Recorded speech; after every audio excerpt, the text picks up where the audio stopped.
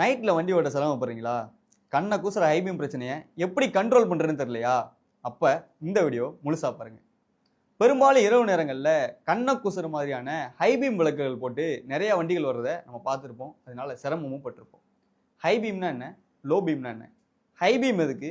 Low beam எதுக்கு? வாங்க இந்த வீடியோல ஃபுல்லா பார்க்கலாம். லோ பீம் அப்படிங்கிறது விட்த் அதிகமாகவும் ஷார்ட்டனாகவும் நமக்கு காட்டும். இது நம்ம பக்கத்தில் இருக்கக்கூடிய வேகத்தடைகள் இல்லை சின்ன சின்ன பள்ளங்கள் இந்த மாதிரியான விஷயங்களை நம்ம தெளிவாக தெரிஞ்சுக்கிறதுக்கு இது யூஸ்ஃபுல்லாக இருக்கும். ஹை பீம் எதுக்கு அப்படின்னு கேட்டிங்கன்னா அதோட விட்தை கம்மி பண்ணி லென்த், அதாவது நம்மளோட தூரத்தளவுக்கு அந்த வெளிச்சத்தை அது காட்டி கொடுக்கும். இது நம்ம ஹைவேலையோ இல்லை வேகமாக போகும்போதோ ஆப்போசிட்ல ஏதாவது வெஹிக்கிள் வருதா அப்படின்னு பார்க்கறதுக்காக மட்டும்தான் இந்த விஷயம் நமக்கு யூஸ் ஆகுது. ஆனால் நம்மள பல பேர் ஹை பீமை ரெகுலராகவே யூஸ் பண்ணிருக்கோம். வண்டியோட ஹெட்லைட் ஹை பீமில் இருக்கா லோ பீமில் இருக்கானே கவனிக்காத அளவுக்கு நம்ம ஹை பீமில் போட்டு வண்டி ஓட்டிகிட்டு இருக்கோம். இதனால பல சாலை விபத்துகளும் உள்ளாகுது. சராசரியாக தமிழ்நாட்டில் மட்டும் ஒரு நாளைக்கு 500 விபத்துகளுக்கு மேலே நடக்கிறதாவும், இதில் 70% மேலே இரவு நேரங்களில் தான் நடக்குது. அதுக்கு முக்கிய காரணமே இந்த ஹை பீம் தான் அப்படிங்கிற மாதிரி சொல்கிறாங்க. பொதுவாக நம்ம ஹை பீம் போட்டு வாகனத்தை இயக்க போகும்போது, வாகனம் வேகமாக போகும்போது அருகில் போகக்கூடிய வாகனங்கள் சரியாக தெரிகிறது இல்லைன்னு, இரவு நேரங்களில் நெடுஞ்சாலைகளில் ஓரமாக நிற்கக்கூடிய அல்லது பழுதாகி நிற்கக்கூடிய இருசக்கர வாகனமாக இருக்கட்டும், இல்லை கார் மாதிரியான 4 சக்கர வாகனமாக இருக்கட்டும், இருட்டுக்குள்ளே நிற்க போகும்போது அதோட விட்டை கம்மி பண்ணி லென்த்தாக மட்டும் காட்டுறதுனால இது வண்டியை ஒதுக்கும் போதோ விபத்துக்குள்ளாகுது அப்படின்னு சொல்கிறாங்க.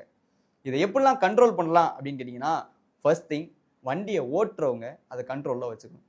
நமக்கு ஆப்போசிட்டில் வர்றவங்களையும் குறைந்தபட்சம் மனிதாபிமானத்தோடையாவது அவங்களுக்கும் கண்ணு கூசும், இது ஏதோ ஒரு விபத்தில் கொண்டு போய் முடிய வச்சிரும் அப்படிங்கிறத கருத்தில் வச்சு ஹை பீம் லோ பீமை யூஸ் பண்ணுறது ரொம்ப நல்லது.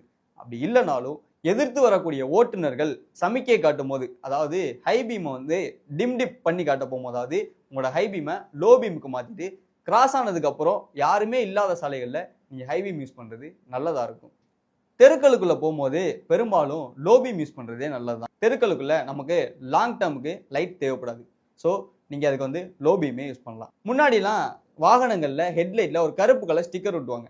அந்த கருப்பு ஸ்டிக்கர் ஒட்டுறதோட நோக்கமே என்னன்னு கேட்டிங்கன்னா, எதிர்த்து வரக்கூடியவங்களுக்கு கண்ணில் நேராக லைட் அடிக்கக்கூடாதுன்னு, இது விபத்தை உண்டாக்கக்கூடாது அப்படிங்கிற ஒரு காரணமாக தான் இருக்கும். அதுக்காக தான் அந்த கருப்பு ஸ்டிக்கர் ஒட்டுவாங்க. இன்னைக்கு பெரும்பாலான வாகனங்களில் அது ஒட்டுறதும் கிடையாது.